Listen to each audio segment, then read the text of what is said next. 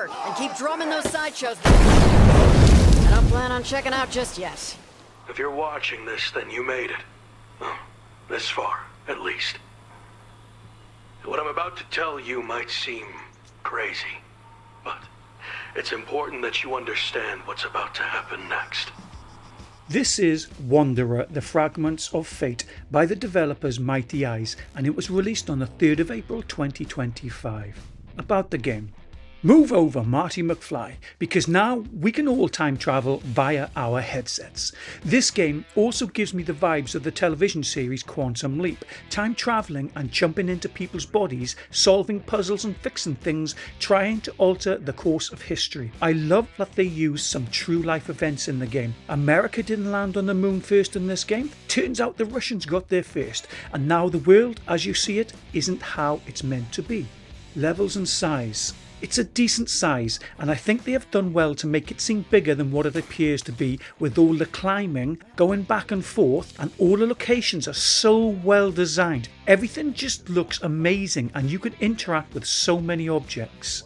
Enemies and bosses.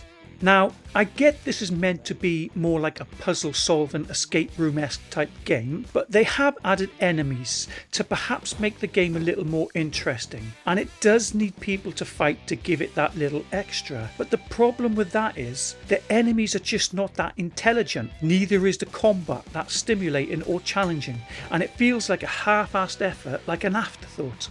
Weapons. There are all types of weapons in here. Knives, axes, bow and arrows, guns. They are not brilliant, but they are not that bad either. Just don't expect too much and you should be okay with them. Puzzles.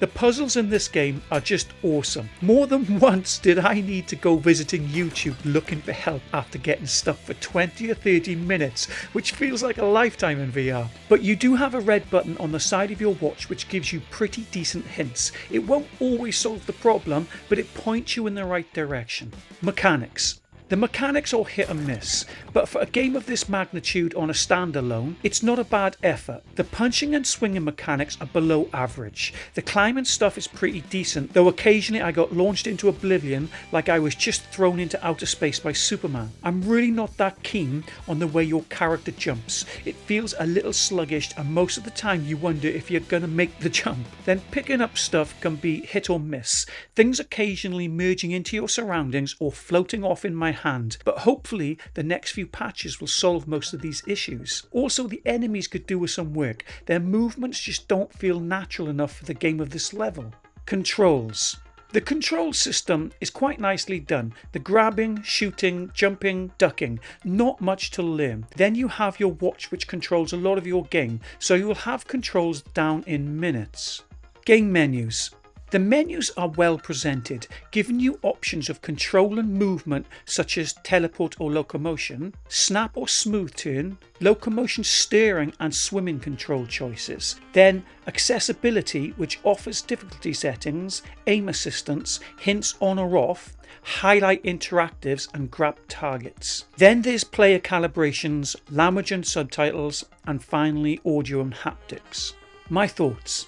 Now I see in the meta store that this game is getting slaughtered, but I don't understand why. I know it's not perfect, but it still is really good, especially with it being on a standalone headset. I would recommend giving it a few updates and maybe for it to get cheaper, but it is a fun adventure and an enjoyable story, and those puzzles, it's what this game is all about, puzzle solving.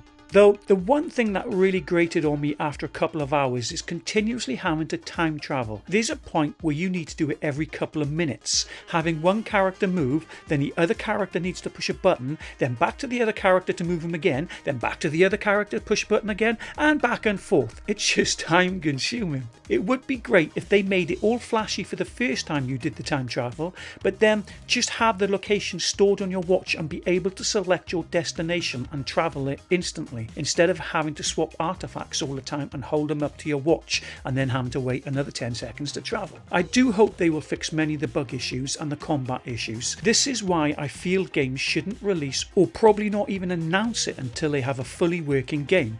I get there's an excitement to launch and get your work out there, but can you imagine musicians releasing albums with loads of duff notes, or movie stars releasing films with stuffed lines and then saying, oh don't worry, we'll release an update in a week week or two and make the corrections, but that's too late.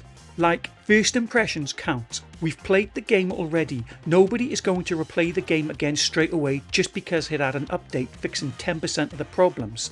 As consumers, we deserve to get a fully working and completed game to play for the first time around. Developers really need to learn and understand this if they don't want to see their years of hard work being slaughtered in the reviews on the Meta Store. Anyway, this is a really great puzzle adventure game if you like puzzles. If you like combat and fighting, I'd probably give this a miss. So overall, I mark Wanderer the Fragments of Fate an 8.7 stars. Now look under the video on the right and hit that like button. Hit subscribe if you haven't done so already to see my future reviews pop up in your feed. Let's all support one another in our gaming experiences. Thanks guys, and happy gaming. And I woke up here. Alone. And where exactly is here? I don't know. But it ain't home.